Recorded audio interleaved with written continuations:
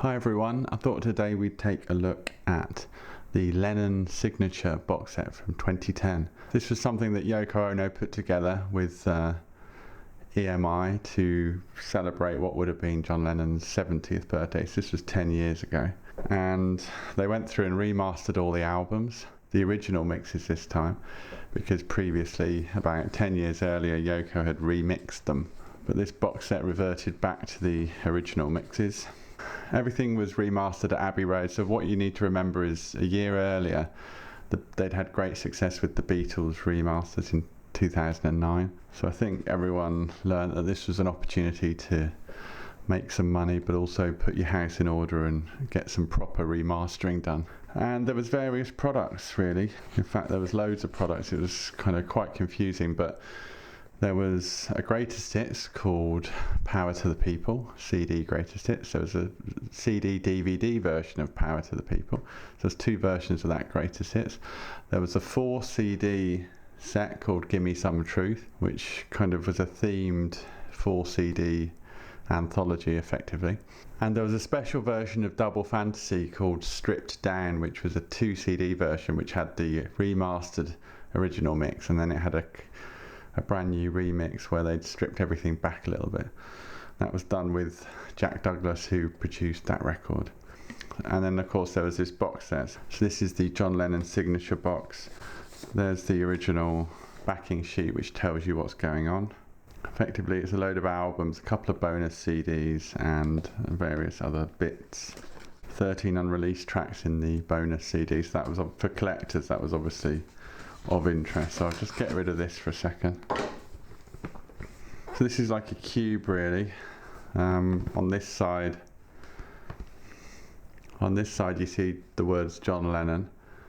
Just about see that that's debossed. That's John's signature basically. Obviously Lennon done here, that's spot varnished and embossed. That's raised, you can see there, catch the light. And yes, this is a cube type presentation, not unlike what happened with the Depeche Mode box. Actually sort of similar-ish, I think it's a bit smaller. So this lid lifts off.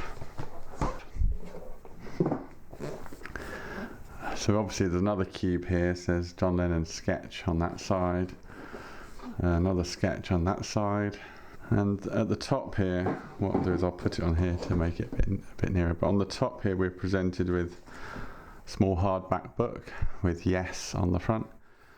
And if you don't know the significance of the Yes, when John first went to Yoko's exhibition, there was a ladder, he climbed up the ladder, there was a magnifying glass hanging from the ceiling with a bit of string which he took hold of, and there was a small word written on the ceiling and you had to put the magnifying glass on it to read it, and that word was Yes, and that was kind of what turned John onto Yoko.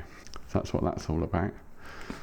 So this book just gives you a bit of an overview. It's nicely done. It's about 40 or 50 pages by the looks of it. This is quite a nice touch. This is a little note from Yoko, Sean and Julian, just so some personal recollections and thoughts from the family, Yoko, Julian and Sean. Quite moving, as you might expect.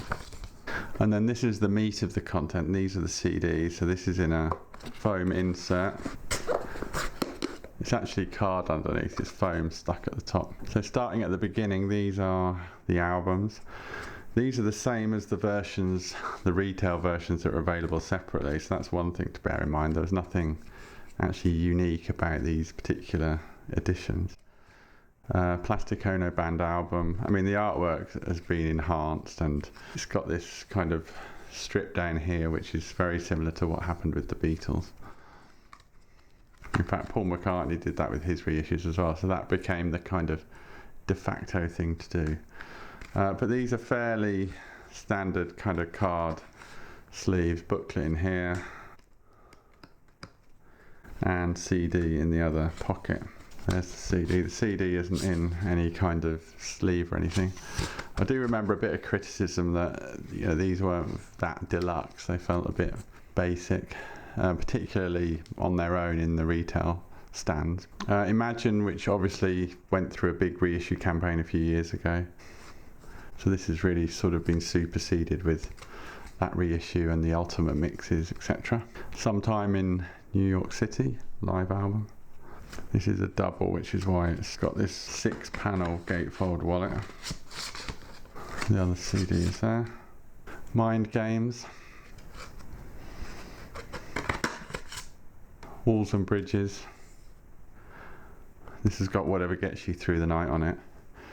None of these make any attempt to recreate the original packaging. As you might be aware, this album, it had some fold out kind of special cut sleeve, which was replicated on the Japanese vinyl replicas that have come out over the years, but there's no attempt to do that here.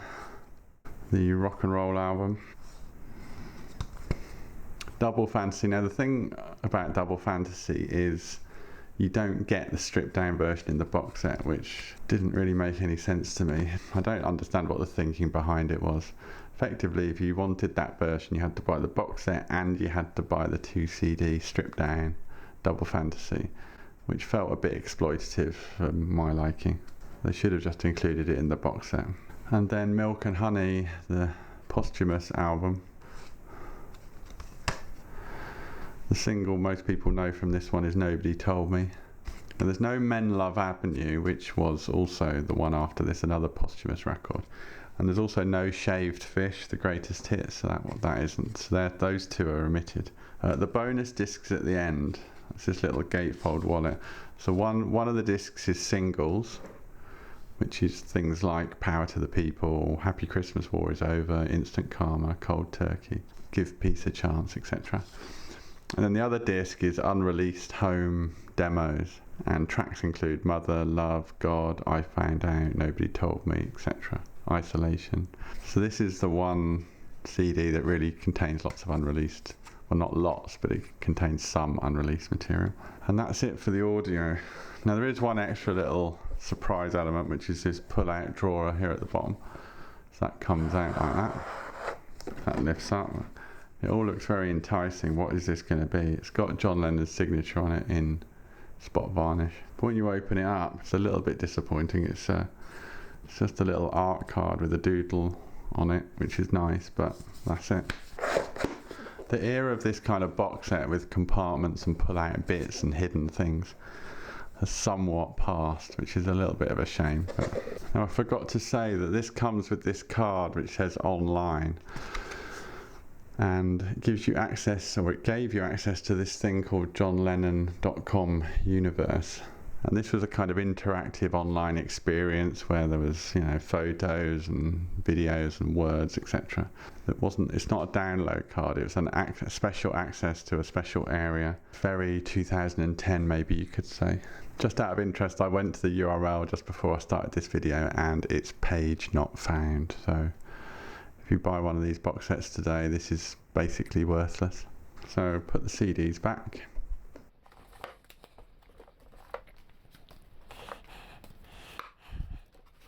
So a reissue of the Plastic Ono Band album is expected this year. Whether these other albums deserve that kind of treatment, obviously they've done Imagine, they're going to do Plastic Ono Band, we think.